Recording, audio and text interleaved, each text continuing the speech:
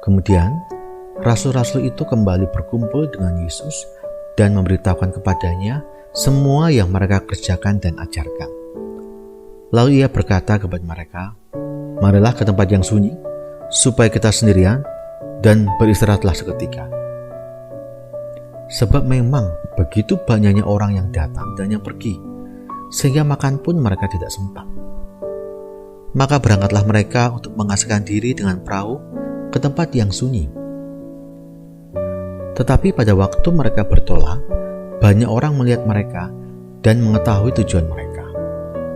Dengan mengambil jalan darat, segeralah datang orang dari semua kota ke tempat itu sehingga mendahului mereka. Ketika Yesus mendarat, ia melihat sejumlah besar orang banyak, maka tergeraklah hatinya oleh belas kasihan kepada mereka, karena mereka seperti domba yang tidak mempunyai gembala. Lalu mulailah ia mengajarkan banyak hal kepada mereka. Pada waktu hari sudah malam, datanglah murid-muridnya kepadanya dan berkata, "Tempat ini sunyi dan hari sudah mulai malam. Suruhlah mereka pergi, supaya mereka dapat membeli makanan di desa-desa dan di kampung-kampung di sekitar sini."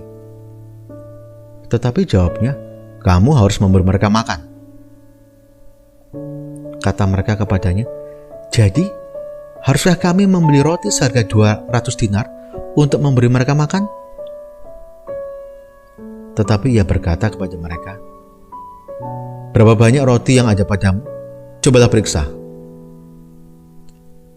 Sesudah meriksanya, mereka berkata, 5 roti dan 2 ikan.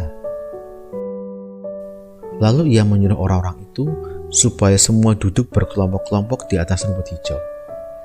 Maka duduklah mereka berkelompok-kelompok, ada yang 100, ada yang 50 orang. Dan setelah ia mengambil 5 roti dan 2 ikan itu, ia menengadah ke langit dan mengucap berkat. Lalu memecah-mecahkan roti itu dan memberikannya kepada murid-muridnya supaya dibagi-bagikan kepada orang-orang itu. Begitu juga kedua ikan itu dibagi-bagikannya kepada semua mereka. Dan mereka semuanya makan sampai kenyang. Kemudian orang mengumpulkan potongan-potongan roti 12 bakul penuh, selain daripada sisa-sisa ikan.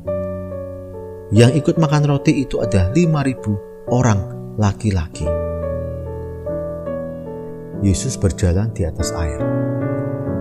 Sesudah itu, Yesus segera memerintahkan murid-muridnya naik ke perahu dan berangkat lebih dulu ke seberang ke Betsaida. Sementara itu, ia menyuruh orang banyak pulang. Setelah ia berpisah dari mereka, ia pergi ke bukit untuk berdoa. Ketika hari sudah malam, perahu itu sudah di tengah danau, sedang Yesus tinggal sendirian di darat.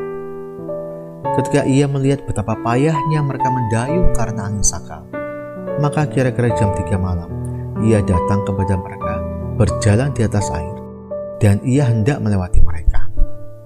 Ketika mereka melihat dia berjalan di atas air, mereka mengira bahwa ia adalah hantu. Lalu mereka berteriak-teriak, sebab mereka semua melihat dia, dan mereka pun sangat terkejut. Tetapi segera ia berkata kepada mereka, "Tenanglah, aku ini, jangan takut." Lalu ia naik perahu mendapatkan mereka, dan angin pun redalah. Mereka sangat tercengang dan bingung, sebab sesudah peristiwa roti itu, mereka belum juga mengerti, dan hati mereka tetap degil. Yesus menyembuhkan orang-orang sakit di Genesaret. Setibanya di seberang, Yesus dan murid-muridnya mendarat di Genesaret dan berlabuh di situ. Ketika mereka keluar dari perahu, orang segera mengenal Yesus. Mereka berlari-larilah mereka ke seluruh daerah itu dan mulai mengusung orang-orang sakit di atas tilamnya kepada Yesus di mana saja kabarnya ia berada. Kemanapun ia pergi, ke desa-desa, ke kota-kota, atau ke kampung-kampung, orang meletakkan orang-orang sakit di pasar dan memohon kepadanya supaya mereka diperkenankan hanya menjamah jubahnya saja. Dan semua orang yang menjamahnya menjadi sembuh.